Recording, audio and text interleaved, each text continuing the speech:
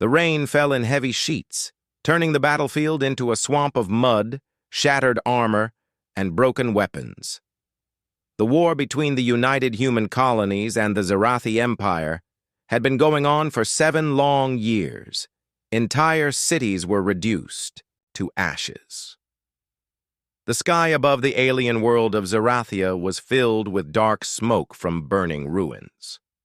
Captain Elias Ward moved carefully through the debris. His boots sank into the mud with every step, his rifle hanging on his shoulder. He wasn't here to fight. His squad had been ordered to conduct a rescue and medical operation. The fighting had ended in this sector 2 days ago, but there were still survivors trapped in the wreckage. Elias had been a soldier for 8 years.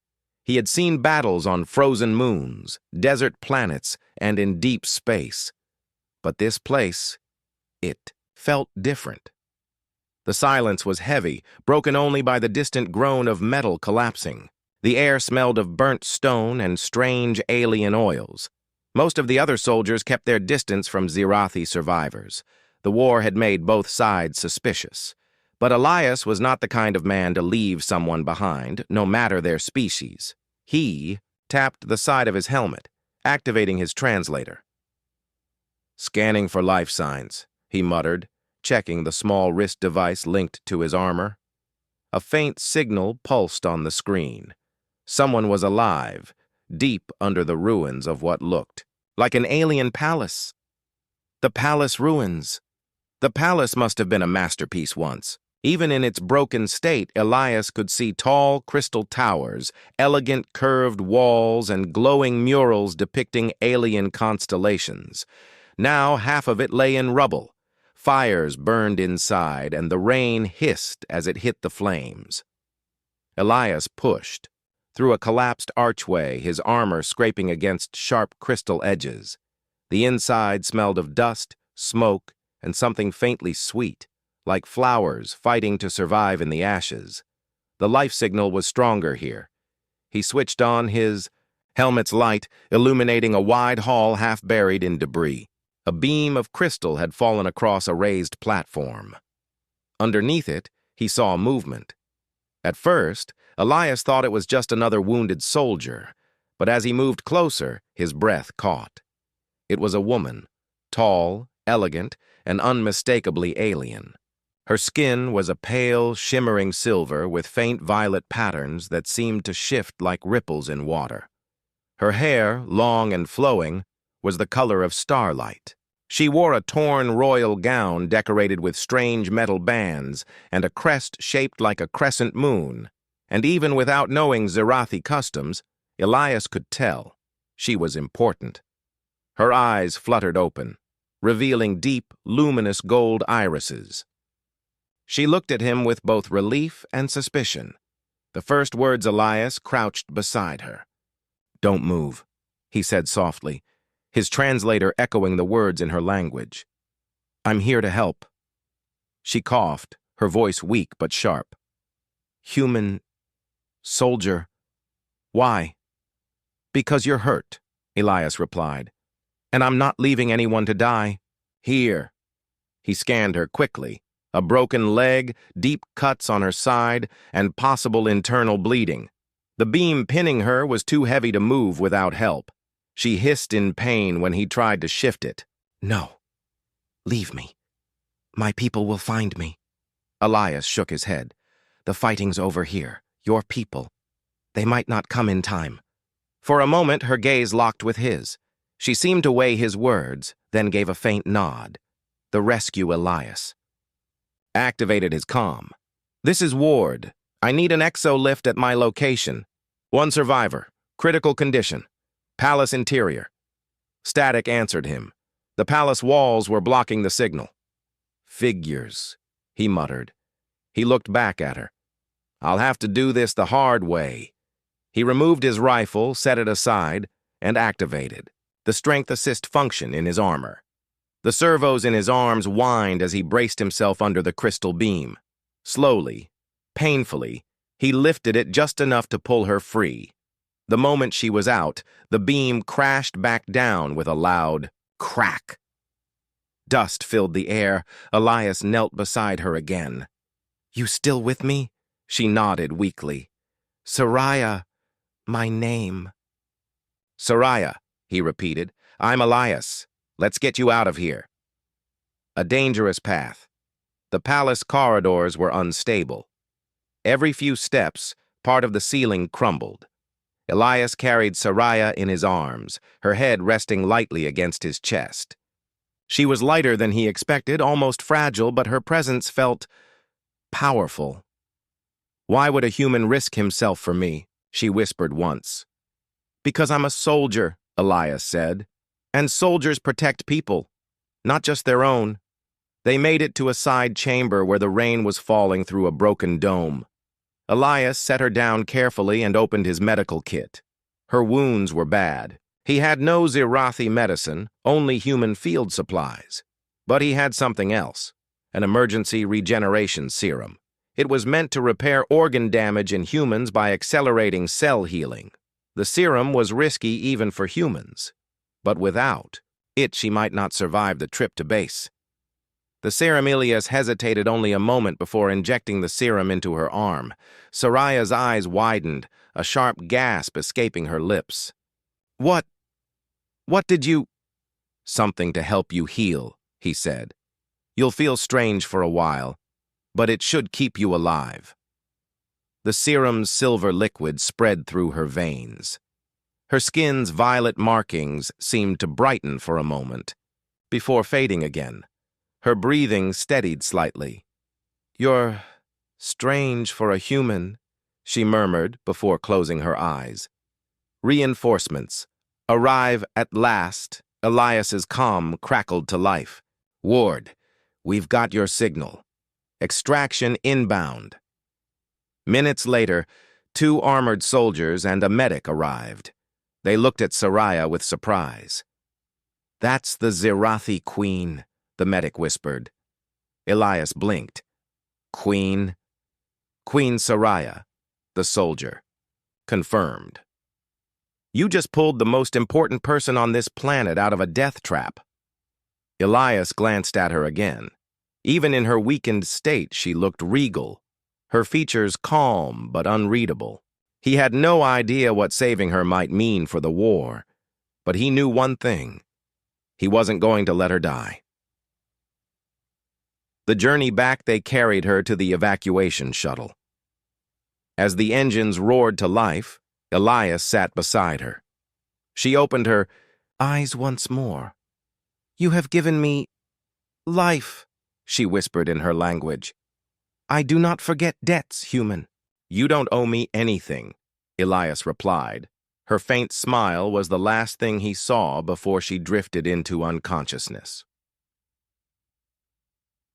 Closing scene. A seed of the unknown as. The shuttle lifted off. Elias looked out at the shattered palace below. He had only wanted to help, to do his duty as a soldier, but somewhere deep inside, a small voice told him this rescue was only the beginning, and whatever he had done by giving her that serum might change far more than he could imagine. The sound of steady beeping and the faint hiss of oxygen greeted Queen Soraya when her eyes slowly opened. For a moment, she did not know where she was. The ceiling above her was smooth and white, glowing softly. The air smelled strange, metallic, and clean. Unlike the scented halls of her palace, her body felt lighter. The sharp pain in her side was gone, though her leg was wrapped in a strange fabric and held in place by a rigid brace. She turned her head slightly and saw them, human soldiers, moving in and out of the room in armor without helmets. They spoke in their quick, harsh language, their words clipped and efficient. A few of them looked at her with open curiosity, others with caution. Then she saw him, the human who had carried her from the ruins. The soldier returns. Elias Ward stood by the far wall, speaking to a human medic who was checking a tablet screen. His armor was gone, replaced by a dark uniform with silver stripes on the shoulders. He looked cleaner now, his short brown hair still damp from a quick wash, his face showing the lines of exhaustion. When he noticed her watching, he walked over. "You're awake," he said, his translator turning the words into flowing Zirathi speech. Soraya studied him in silence for a moment. "You brought me here." "You needed help," Elias replied. "You were badly hurt." She glanced around. "This is a human place," he nodded. "A forward medical base. Closest safe location after I found you." Her golden eyes narrowed slightly. "Safe? For you, perhaps. But for me?" Elias didn't flinch. "I wouldn't have brought you here if I thought you'd be harmed." Mistrust and whispers. The other humans in the room were not hiding their curiosity anymore. A few whispered to each other. Soraya could feel their stares, not all friendly. One human officer entered, his voice low but tense as he spoke to Elias. "You realize what you've done, Ward? That's not just any alien. That's the Queen of Zirathia. Command is all ready." Asking why she's here instead of in her own territory, Elias kept his voice calm. "Because she would have died before her people found her. I wasn't going to leave her in that palace." The officer gave Soraya a wary glance before walking out. Soraya caught a few of his words in human speech. Diplomatic mess and potential hostage. But the translator lagged, and she let them pass without comment. The first signs. The human medic approached her bed, carrying a small device. "Just a quick scan," he said in her language through the translator. He ran the device over her body, its soft hum filling the silence. Soraya watched the glowing symbols on the screen. She did not understand them, but the medic's brow furrowed. "What is it?" Elias asked. The medic hesitated.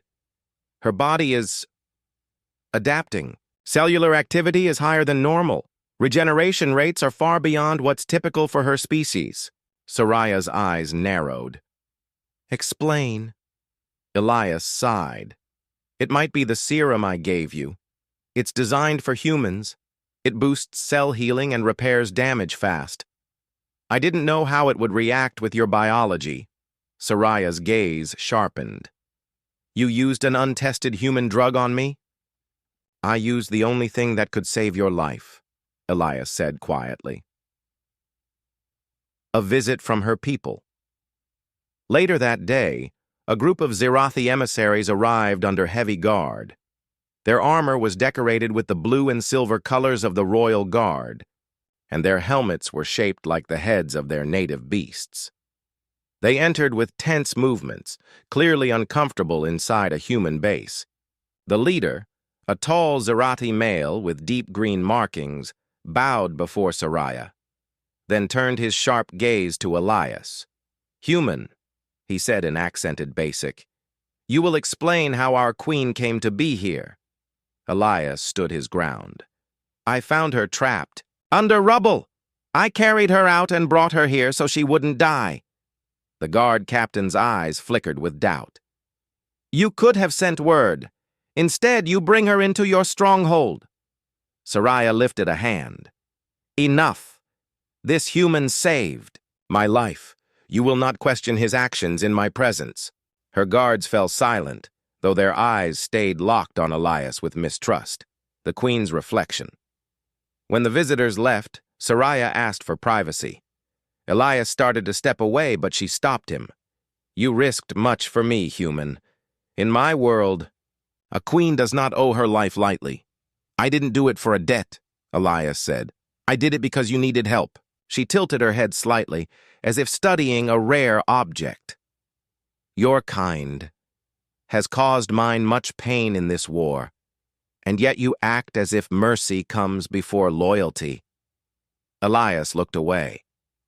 "Maybe it should." For a moment they said nothing. The distant hum of machinery filled the room. Unwelcome news. The next morning, Soraya woke with a strange heaviness in her chest. Not pain, but a deep warmth spreading through her body. Her senses felt sharper. Her skin's violet markings glowed faintly. In the dim light, the medic scanned her again, frowning deeper than before. "Your cells They're not just repairing, they're changing, integrating foreign patterns. Soraya's eyes narrowed. Foreign, as in human? Possibly, the medic admitted. Elias stiffened. What does that mean? I don't know yet, the medic said. But whatever's happening, it's spreading fast. Rumors spread by midday. Rumors had reached both human and Zerathi camps. Some said the queen had been experimented on. Others claimed she had been poisoned. A few whispered that this was part of a secret alliance. Tension in the base rose. Human soldiers eyed the Zerathi visitors with suspicion, and the Zerathi guards glared at every human who came near their queen's quarters. Elias found himself acting as an unspoken bridge, the only human Soraya would speak to directly, and the only one the Zerathi seemed to tolerate in her presence. A quiet conversation. That night, the base was quieter. The rain outside tapped gently against the metal walls. Elias sat near the doorway to Soraya's room, checking his rifle out of habit. Human. Soraya's voice came softly. He looked up. Elias, he corrected. She considered the name, then said, Elias, when you carried me from the palace, I felt something. Not just the serum, something in you, a will to protect. That's just part of the job, Elias said. No, she replied, shaking her head slightly. Many soldiers protect because they are ordered to.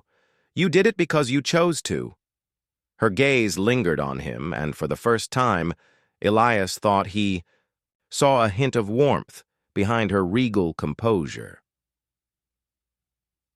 The final moment of the day, as he rose to leave, the medic rushed in with a new scan report. His voice was tight. We've confirmed it. The serum didn't just heal you. It altered your reproductive matrix. Soraya frowned. Meaning? The medic hesitated, glancing at Elias, then back at her. It means, Queen Soraya, you are carrying life. The words hung in the air like a thunderclap. Elias froze. Soraya's golden eyes widened, her hand instinctively resting on her stomach. Neither spoke for a long moment.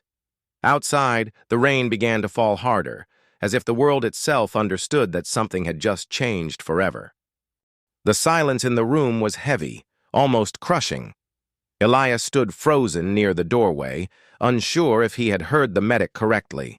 Soraya's golden eyes were locked on the human doctor, searching for some kind of mistake in his words. Her voice was steady, but there was a sharp edge to it. Repeat that. The medic swallowed. You are with child, Your Majesty. Our scans confirm the presence of a developing life form. The genetic structure is unlike anything we have seen before. It is a blend. Soraya's gaze shifted slowly to Elias. For the first time since he had met her, he saw uncertainty in her expression. A blend, she repeated, as if testing the word. The medic nodded. Part Zerathi, part human. Shock and denial, Elias took a step forward. That's impossible. Our species are not compatible, the medic finished. Yes, I know, which is why this result defies everything we understand about biology. Soraya leaned back against the pillows, her hand resting on her stomach almost without thinking. She was silent for a long moment. Then she said, You believe this happened because of your serum? The medic nodded. It's the only explanation. The regenerative nanocytes must have connected with your own reproductive systems in a way we could not predict. Elias's stomach tightened. I didn't mean... I know, Soraya interrupted, her tone calm but unreadable. You acted to save my life. Still, the room felt colder. The news was too big, too strange, to fully understand in a single moment. Whispers in the base. By the next morning, the secret was no longer a secret. Rumors moved faster than any official announcement. Some soldiers claimed the queen had been taken advantage of. Others believed it was a strategic plan to unite the two species, and a few whispered darkly that this was the first step toward one side controlling the other. Zirathi guards stood closer to Soraya's quarters than before. Their hands never left their weapons when humans passed by. Human soldiers, in turn, muttered about alien spies and political traps. Elias felt the tension every time he walked the halls. He was no longer just the soldier who had rescued the queen. Now, in the eyes of many, he was at the center of something dangerous. The council's demands. 2 days later, representatives from both sides arrived for a private meeting with Soraya. The human side sent a stern-faced colonel and 2 aides.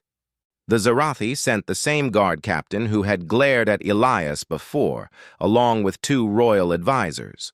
Elias was ordered to stay outside during the talks, but Soraya's voice from inside was sharp. "He stays. I will not speak without him present." Reluctantly, the colonel allowed it. Inside, the room was tense. The Zirathi advisors accused the humans of tampering with their queen's body. The humans argued that Soraya had been saved from certain death and that the pregnancy was an unintended consequence. The guard captain's voice was almost a growl. "This could be a plot to place a human-born heir on the Zirathi throne," the colonel shot back. "Or it could be the first child in history to unite our people." Soraya listened, silent and still, until the voices grew too loud. Then she rose, her presence commanding the room. "Enough," she said. "This child is mine. No one will decide its fate but me." The threat grows, not everyone accepted her words. That night, Elias was on watch near her quarters when the first threat appeared. A Zirathi messenger arrived with a sealed datapad. When Soraya opened it, a holographic image flickered to life, a shadowy figure with glowing red eyes. "You carry a danger to our kind," the distorted voice said. "End it, or we will." The message vanished before they could trace it. Elias's jaw tightened. "That's a death threat." Soraya's gaze was steady. "It is a warning from someone who fears what they do not understand." "But warnings like that," Elias said, "often lead to someone trying to make them real." The assassination attempt happened 2 nights later. The base was quiet, the rain outside masking the sound of footsteps. Elias was just finishing a patrol when a sharp crash came from Soraya's quarters. He sprinted down the hall and burst through the door. 2 masked figures were inside. One held a blade of glowing energy over Soraya's bed. The other turned toward Elias, pulling a small plasma pistol. Elias didn't hesitate. He dove forward, knocking the pistol aside. The shot scorched the wall, filling the air with the smell of burned metal. The fight was fast and brutal, a soldier's instincts against silent, trained killers. One assassin fled through the side window. The other was pinned to the floor by Elias until guards arrived to drag him away. Under the mask, the assassin was revealed to be Zirathi, one of the Queen's own people. The decision to flee. The attempt changed everything. Soraya's safety could no longer be guaranteed in the base. Human leadership suggested transferring her to a secure facility on another planet. The Zirathi Council demanded she be returned to their capital immediately. Soraya refused both. "If I go to either side," she told Elias privately, "I become a pawn in their games. Here at least I can choose." Elias crossed his arms. "Here isn't safe anymore. Not after tonight." She met his gaze. "Then where?" He hesitated. "Somewhere neither side can reach quickly. Somewhere we can move without drawing attention." Her lips curved in the faintest smile. "We?" Elias didn't answer directly. "If you leave, I'm going with you." Preparing the escape. They moved quickly. Elias gathered supplies, food packs, portable med scanners, and a small armory's worth of weapons. Soraya, despite her injury, insisted on walking rather than being carried. She wore a dark cloak to hide her silver hair and glowing skin. The escape would happen during a supply run when the base's scanners were focused outward. Elias had arranged for a small transport craft in the hangar, one with no official registry. As they walked toward it, Soraya glanced at him. "You risk much, human. Your own people will call you a traitor for this," he shrugged. "Better a traitor than someone who stood by and did nothing." Out into the unknown, the transport lifted off in the dead of night, its engines barely above a whisper. Below, the base grew smaller until it was just a cluster of lights in the darkness. Above, the storm clouds broke, revealing a clear sky scattered with stars. Soraya sat beside Elias in the cockpit. "Where will we go first?" "There's a canyon. Network on the far side of this continent," Elias said. "Too narrow for large ships to enter, perfect for hiding. We can rest there before deciding our next move." She looked out at the stars. "And after that?" He glanced at her, then back at the controls. "After that, we figure it out as we go." Closing. Scene. The chase begins far behind them. Both human and Zerathi forces were already searching. To each side, the disappearance of the Queen, with a human soldier, was an act of defiance that could not be ignored. Elias didn't know how long they could stay ahead. He only knew one thing for certain. Whatever this child was, whatever it meant for the galaxy, no one was going to harm it or its mother while he was still breathing. And somewhere deep inside, Soraya felt something she had not known in years. The strange, fragile spark of trust. The small transport craft glided quietly over the rugged landscape of Zerathia. Outside, the red and orange hues of the setting sun painted jagged cliffs and deep canyons. Inside the cramped cockpit, Elias Ward and Queen Soraya sat side by side, both lost in their own thoughts. The journey had been tense and long. The hum of the engine was the only sound. Neither spoke much. The weight of what lay ahead pressed on them both. A dangerous terrain. Elias studied the maps projected in front of him. The canyon network they aimed for was a natural maze. Perfect for hiding, but full of dangers. Narrow passes, sudden drops, and predators hidden in the shadows. Soraya watched the landscape with sharp eyes. "This place," she said softly. "It reminds me of home, but crueler." Elias nodded. "It's wild. You can lose yourself here, but it's also a shield." The craft touched down near the entrance to the canyon as darkness fell. Elias helped Soraya out. Though still weak, her steps were steady. The cool night air brushed against their skin, hers shimmering faintly in the moonlight, his strong and steady. Into the shadows, they entered the canyon, moving cautiously. The walls rose high on either side, cutting out the stars. The path was narrow, with sharp rocks and patches of strange glowing moss that gave off a pale light. "We can rest here," Elias said, "but we have to stay alert. These canyons are home to predators, some bigger than us." Soraya's eyes flashed. "Predators?" Elias smiled faintly.